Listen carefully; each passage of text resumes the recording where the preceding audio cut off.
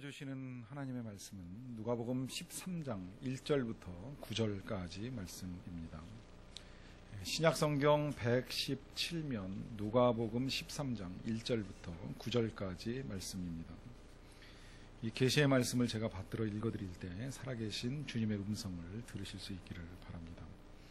그때 마침 두어 사람이 와서 빌라도가 어떤 갈릴리 사람들의 피를 그들의 제물에 섞은 일로 예수께 아뢰니 대답하여 이르시되 너희는 이 갈릴리 사람들이 이같이 해받음으로 다른 모든 갈릴리 사람보다 죄가 더 있는 줄 아느냐? 너에게 이르노니 아니라. 너희도 만일 회개하지 아니하면 다 이와 같이 망하리라.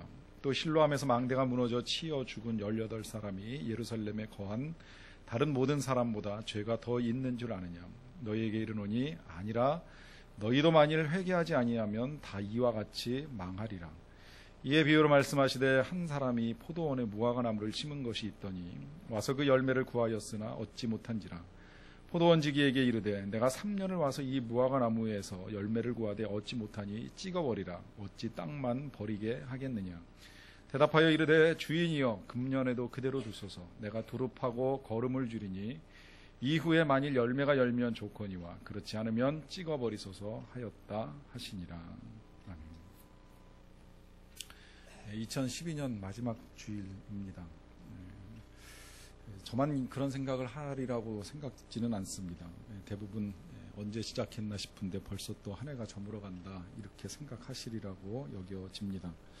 언젠가 그 세월의 속도를 나이에 따라 20대는 20km로, 뭐 30대는 30km로, 또 뭐 50대는 50km의 속도로 달려간다고 하는데 그만큼 세월이 빠르다라고 하는 것을 의미합니다. 나이에 따라서 이 세월의 속도가 다른 것을 달리 표현하기는 이 10대, 20대 때 1년 1년 세월 가던 게 30, 40대 가면은 2년 단위로 2, 4, 6, 8, 10년이 후딱후딱 간다고 하다가 4, 50대, 60대를 넘어서면 5년 단위로 어느새 쉬운가 싶었더니 55, 60이네.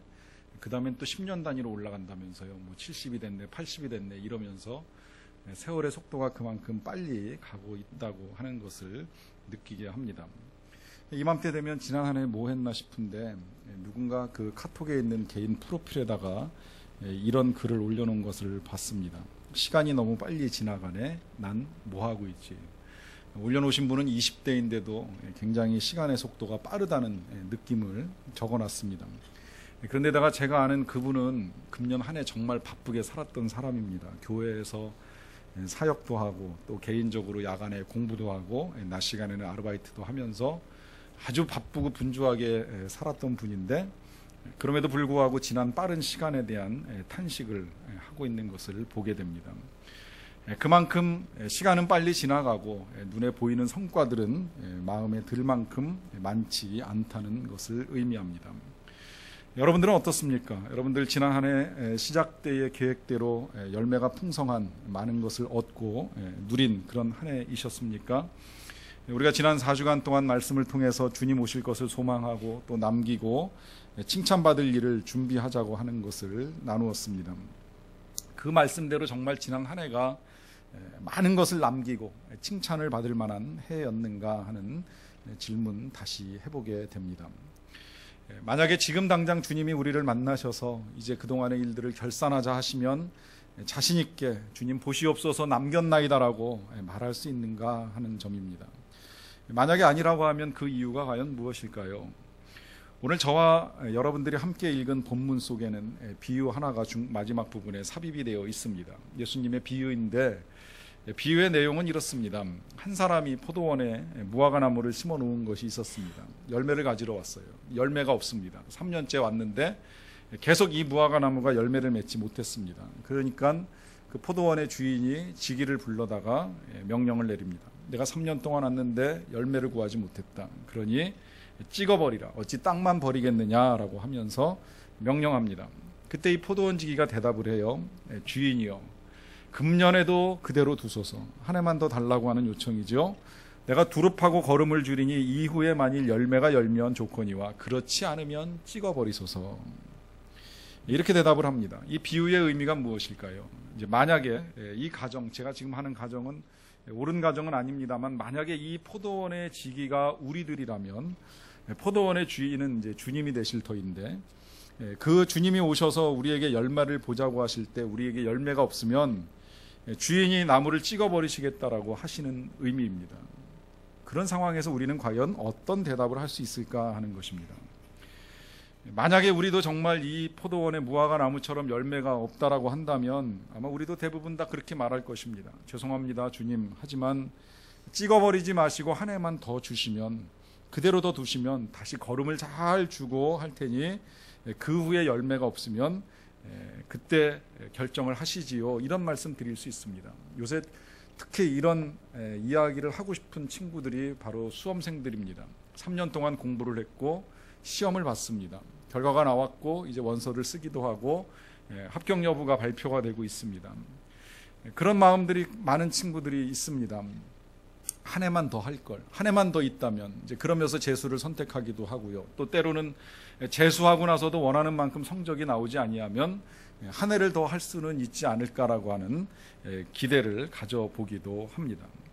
이것은 당장에 드러내놓을 만한 결과를 이루지 못한 사람들이 할 수 있는 최대한의 변명이라고 여겨집니다. 아마도 지난 한 해를 결산하면서 우리 각자의 삶을 돌아보건대 혹 주님께 이런 말씀을 드려야 하는 삶을 살아야만 했던 분들도 있으시리라고 생각을 합니다. 자, 그렇게 보면 다음 해가 기다리고 있다는 것, 새해가 준비되고 있다라고 하는 건 우리에게 있어서 새롭게 주어지는 기회라고 하는 것입니다. 그냥 단순히 한 해를 떠나보내고 또 다른 한 해를 맞이하는 것이 아니라 새로운 시간, 새로운 기회가 우리의 삶 앞에 놓여 있다라고 하는 의미입니다. 이 기회라고 하는 것은 언제나 하나님의 자비하심의 가장 큰 증거입니다. 하나님은 사랑하시는 자들에게 반드시 다시 기회를 허락해 주십니다. 하나님의 명령을 거역했던 사람 중에 요나가 있었죠. 그는 니느웨로 가라고 하시는 하나님의 명령이 싫어서 다시스로 내려가고 그 다시스에서는 배를 타러 내려가고 배를 타러 내려가서는 배를 탄 다음에 배의 가장 밑바닥까지 내려갔습니다. 그러다가는 그 배가 풍랑을 만나는 바람에 바다에 던져지게 되고 그 바다에서도 바닥에 빠질 뻔한 것을 하나님이 큰 물고기를 예비하셔가지고 살려내십니다. 살려내신 이유는 한 가지예요. 기회를 주시는 거예요. 그 물고기로 하여금 그 요나를 다시 육지에 토해내게 하심으로 인하여서 그 요나가 하나님의 명령을 따를 수 있는 새로운 기회를 허락해 주십니다. 이것이 하나님의 자비하심입니다. 베드로가 몹쓸 말로 예수님을 부정했습니다. 예수님을 저주하면서까지 부정을 하고 예수님을 떠나갔지만 예수님은 다시 베드로를 찾아오셨죠. 찾아오셔서 네가 나를 사랑하느냐 질문하시고 내 양을 먹이라 내 양을 치라 당부하시면서 그에게 또다시 기회를 주셨습니다. 사랑하시기 때문입니다. 저는 때때로 성경을 읽어나가다가 안타깝게 여기는 건 가룟 유다라 할지라도 만약에 그가 자살을 하지 않고 주님께 나와서 주님을 만나고 용서를 구했다면 어떻게 했을까 하는 질문 앞에 저는 자신 있게 그에게도 하나님은 기회를 주셨으리라고 생각을 합니다. 왜냐하면 하나님은 용서의 하나님이시고 사랑의 하나님이시기 때문입니다. 그 사랑의 하나님은 심판하시기 전에 먼저 기회를 주십니다. 무조건 징계하시고 멸망시키시는 하나님이 아니라 그 모든 것들을 유보하고 기다리시는 하나님이십니다. 지난 4개월 동안 우리는 열왕기서 말씀을 묵상을 했는데 이 말씀이 이제 어제 오늘로 내일까지 묵상을 하면 끝이 나게 됩니다. 이스라엘이 멸망했어요. 그 멸망한 이유는 분명합니다. 이스라엘 왕조들과 또 이스라엘 백성들이 하나님을 떠났기 때문입니다. 그렇지만 그들이 하나님을 떠났다고 해서 하루아침에 망한 것이 아니지요. 실은 수백 년 동안 300년 이상입니다. 솔로몬이 이방의 우상들을 불러들이기 시작을 해서 마지막 시드기야 왕조가 끝날 때까지 이스라엘 백성들을 향하여 하나님은 계속 경고를 하셨습니다. 이렇게 살면 안 된다고. 근데 그 경고에도 불구하고 하나님의 백성들이 하나님을 떠나고 우상을 만들고 산당을 만들고 하면서 하나님의 말씀을 무시한 결과 참고 참으셨던 하나님의 마지막 진노는 이 이스라엘의 멸망으로 끝이 납니다. 그동안에 하나님은 참으시고 기회를 주시고 기다리셨다는 거예요. 300년 동안을 그렇게 계속 기회를 주시면서 기다리셨습니다. 그 기회를 버리고 하나님을 떠나는 자에게 궁극적으로 임하는 심판이 멸망입니다. 그러하기 때문에 오늘 우리는 이제 또 한 해를 보내고 새로운 해가 우리를 위하여 예비되어 있다면 이것은 하나님께서 주시는 기회의 시간이요, 또 하나님의 사랑의 시간입니다. 자, 그렇다면 이제 이 기회의 시간을 우리가 어떻게 할 것이냐라고 하는 것인데요, 우리에게 있어서 제일 먼저 필요한 것은 지나간 시간에 잘못된 것들을 확실하게 회개하고 정리를 해야 됩니다. 오늘 예수님께서 이 비유의 말씀을 우리에게 들려주신 이유부터 우리가 좀 헤아려 볼 필요가 있는데요, 오늘 본문 13장 1절은 이렇게 시작이 됩니다. 이때 마침 사람들이 찾아와서 두어 사람이 와서 빌라도가 갈릴리 사람들의 피를 그들의 제물에 섞은 일로 예수님께 아뢰는 일이 있었습니다. 이 일이 무슨 일이냐면, 빌라도는 당시 이 예루살렘과 유대 지역 전체를 다스리는 로마의 총독으로 파견받은 사람입니다. 이스라엘은 로마의 지배를 받고 있었고요. 그러다 보니까 이 로마의 지배를 마땅치 않게 여긴 이스라엘 사람들 가운데 가끔 반란, 모의가 있었습니다. 그것도 그 북부 갈릴리 지역에서 자주 일어났던 일입니다. 우리나라가 독립해야 된다, 계속해서 로마의 지배를 받을 수 없지 않느냐.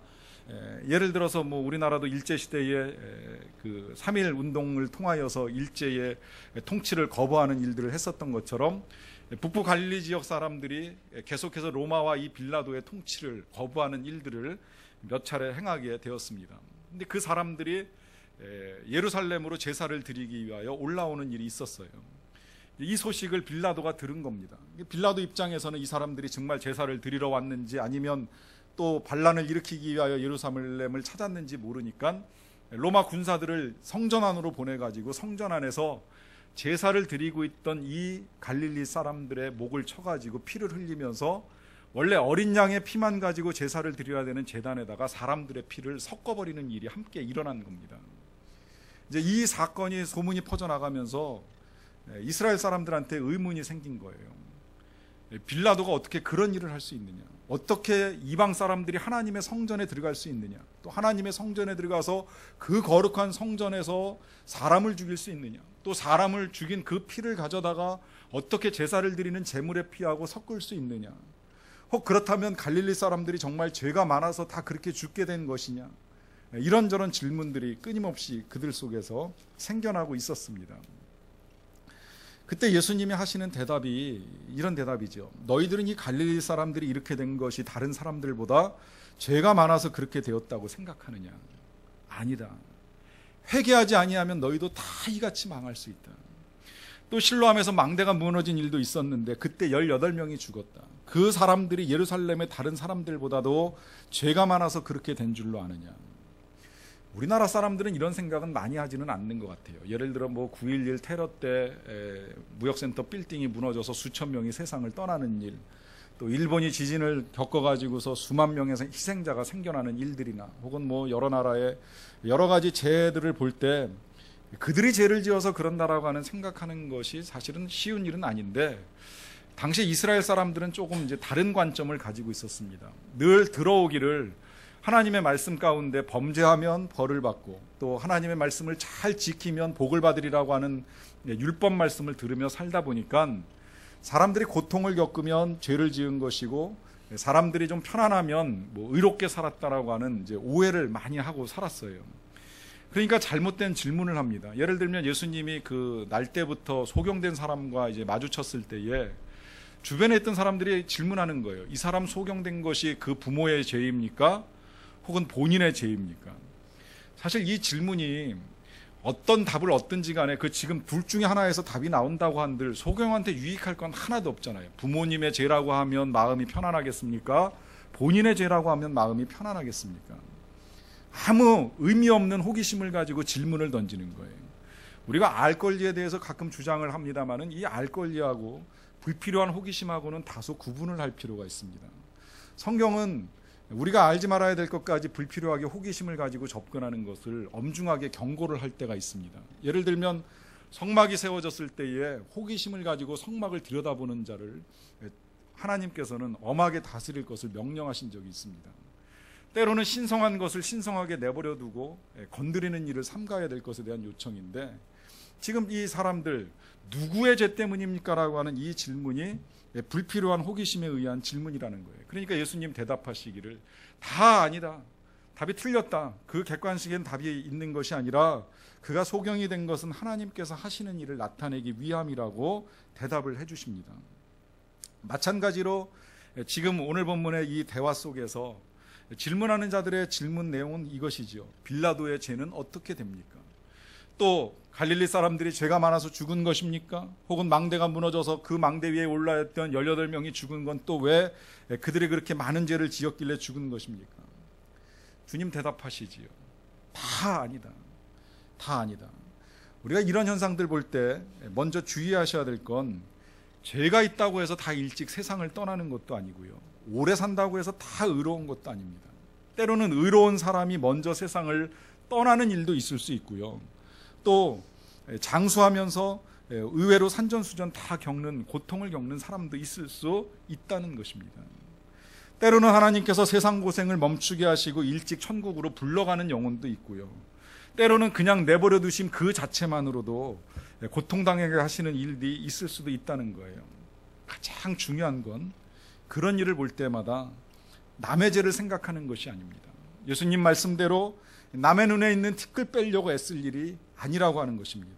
내 눈에 들보가 들어있는 것은 아닌지, 내가 정말 바르게 살아가고 있는 것은 아닌가, 우리도 회개하지 아니하면 우리도 어떤 어려움을 겪게 될지 모른다라고 하는 사실을 다시 깨달아야 됩니다. 저는 해마다는 아니지만 이제 가끔 큰 비가 오래 내릴 때에 그 내리는 중에 그런 묵상을 할 때가 있습니다. 언젠가는 정말 비가 많이 내리는데 제가 한강변에 있는 지하에서 살았던 때인데요. 비가 정말 이대로 조금만 더 오면 다 잠기겠다 싶은 생각이 들 때가 있었습니다. 실제로 나라에서도 계속 방송하면서 비가 조금만 몇 시간만 더 오면 아마 한강이 넘치리라고 하는 경고를 했던 적이 있습니다. 그러한 비가 내리는 것을 지켜보면서 정말 노아의 홍수 때 이 비가 멈추지 않고 40일 동안 계속 내리는 일이 있었다면 다 정말 떠내려갈 수밖에 없었겠구나라고 하는 생각이 듭니다. 그러면서 한편 하나님의 약속대로 우리가 그 홍수로 인하여 멸하는 일을 겪게 되지는 않겠지만, 그러나 마지막 순간 하나님이 어떻게 우리의 삶을 심판하실지는 우리도 다시금 각성하며 살아야 되겠다라고 하는 분명한 생각을 하게 됩니다.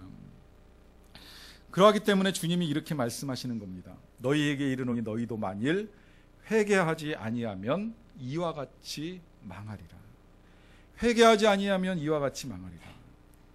이 말씀을 하시고 나서 이제 비유를 말씀해 주신 거예요. 주님이 선포를 하시고 나서 비유를 하셨다라고 하는 건 그만큼 중요한 내용입니다. 그러니까 강조하시기 위해서 이제 비유를 통해서 또 한 번 더 설명을 해 주시는데, 자, 회개해야 된다. 그럼 뭘 회개해야 되느냐? 이제 그걸 가지고 말씀하실 때 답은 열매가 없다는 겁니다. 열매 없이 땅만 차지하고 있으니 찍어버리시겠다라고 말씀하십니다. 이제 그러니까 이 포도원 지기가 하나만 더 달라고 요청을 하는 것이지요. 회개의 태도를 보여주는 겁니다. 근데 여기서 회개한다라고 하는 것이 지나간 과거를 뉘우쳤다고 해서 끝나는 것이 아닙니다.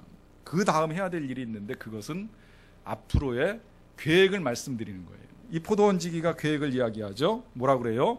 두릅하고 거름을 주겠나이다. 이 두릅하고 거름을 주겠다라고 하는 것은 열매를 맺기 위한 구체적인 노력을 기울일 것에 대한 약속을 하는 겁니다. 필요하면 땅도 파고 필요하면 거름도 가져다 주고 하면서 돌보겠다는 거예요. 그런 의지를 표현합니다. 이렇게 하려면 어떻게 해야 돼요? 이렇게 하려면 부지런해야 됩니다. 게으를 수 없습니다. 부지런히 돌보고 수고하겠다는 결단을 해야 됩니다. 근데 이 결단까지는 다 잘해요. 그리고 한두 번은 할 수 있어요. 문제는 그 다음에 이제 더 필요한 것이 뭐냐면 지속적으로 그 일들을 이루어가는 의지가 필요합니다.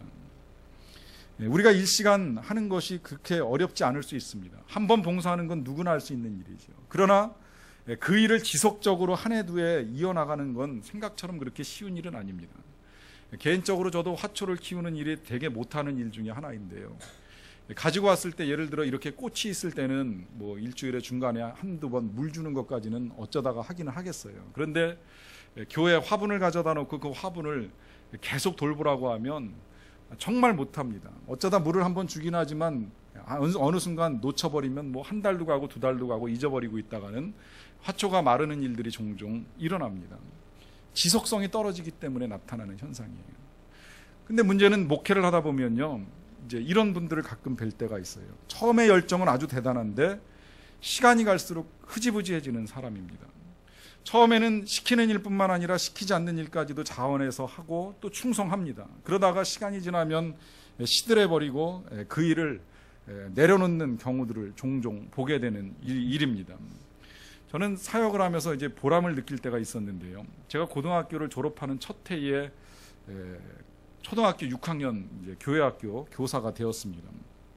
첫 해니까 열정을 가지고 아이들을 열심히 가르쳤어요. 그 아이들하고 정도 많이 들고 사랑도 많이 나눠서 그 아이들이 중등부 올라갈 때 제가 쫓아 올라가서 중등부 교사로 또 한 해를 섬기게 되었습니다. 그러고 나서 그 다음에 이제 군대를 가게 돼서 군대를 다녀왔는데 이제 그 친구들이 다 고등학생이 됐어요. 그러다 보니까 제가 제대하자마자 23살에 고등부 교사를 하겠다고 전도사님한테 부탁을 해서 고등부 교사를 해서 또 그 친구들을 한 해를 더 섬겼습니다. 이제 그러다가 신학을 공부하고 전도사가 돼서 사역을 하기 위해 원래 섬기던 교회를 떠나게 되었습니다. 한참 사역을 하는 중에 어느 날 전화를 받게 됐어요. 제가 가르쳤던 학생 중에 한 명이 전화를 해서 선생님 저 다음 주에 장가 갑니다. 연락을 한 거예요. 그때 참 되게 기분은 좋더라고요. 제가 초등학교 6학년 때부터 봤던 이 친구가 잘 자라가지고 장성해서 이제는 믿음의 가정을 꾸미겠다라고 하는 연락을 해오는 걸 보니까 내가 한 건 별거 없지만 그래도 이 아이의 성장을 볼 수 있다라고 하는 그 자체가 너무나도 감사한 일이 되었습니다. 저는 저하고 벌써 이제 7, 8년째 이 신앙생활을 같이 하는 성도님들이 여러분 계시는데 그 성도님들의 자녀들 가운데 제가 돌예배를 함께 드린 어린아이들이 있습니다. 이 아이들이 벌써 커가지고 뭐 작년에 학교 들어가고 금년에 또 내년에도 이제 학교 들어가는 친구들이 생기는데 볼 때마다 참 기특하고 감사해요. 갓난아기였었는데 이 아이가 잘 성장해 가면서 건강하게 자라고 어느새 학교 갈 나이가 됐다라고 하는 것을 보는 것은 제 자녀를 보는 것과 똑같은 기쁨들을 얻게 됩니다. 이러한 일들이 가능한 건 제가 하는 사역 가운데에 지속성이라고 하는 것이 유지되고 있기 때문입니다. 이 지속성이라고 하는 것이 열매를 맺는 큰 도구가 된다라고 하는 것입니다. 때때로 열매를 기다리는 것이 쉽지는 않습니다. 이 주인도 무화과나무의 열매를 기다렸는데 3년을 기다렸어요. 열매가 없습니다. 만약에 찍어버리면 더 이상 그 나무에게서는 아무것도 기대할 수가 없습니다. 그러나 포도원 지기가 한 해를 달라고 요청을 하고 또 포도원 주인은 그렇게 하겠다고 약속을 함으로 인하여서 한 해를 기다리게 되는 것입니다. 이유는 열매를 보기 위한 것입니다. 지난 한 해 동안에 우리의 삶에 얻어진 열매가 없다고 낙심하는 것이 중요한 것이 아니라 다시금 하나님께서 주실 것들에 대한 기대를 가지고 한 해 동안 인내하며 기다리고 지속시키는 의지가 필요합니다. 그런데 오늘 비유를 잘 읽어보면 이제 다시 생각해야 될 문제가 한 가지 남습니다. 이 비유를요, 얼핏 보면 포도원 지기가 잘못을 해서 이런 결과가 야기된 것처럼 보여요. 그러나 열매를 맺지 못하는 것 잘 생각해보면 나무의 책임이지 포도원 지기의 책임이 아닙니다. 물론 그렇게 질문하실 수 있어요. 나무가 열매를 맺지 못하는 것이 포도원 지기가 관리를 잘못해서 그런 거 아니냐, 어떻게 나무가 책임을 져야 되느냐, 이렇게 생각하실 수 있는데요. 우리가 이 무화과 나무의 속성을 알게 되면 그렇지 않다는 것을 알게 됩니다. 나무는 종류가 여러 가지인데요. 어떤 나무는 곧게 넓게 잘 자라기 때문에 이제 가구로 쓰이는 나무가 있고요. 또 어떤 나무들은 이제 꽃이 이쁘거나 아니면 뭐 나무의 모양 자체가 워낙 좋아가지고 관상용으로 쓰이는 나무가 있습니다.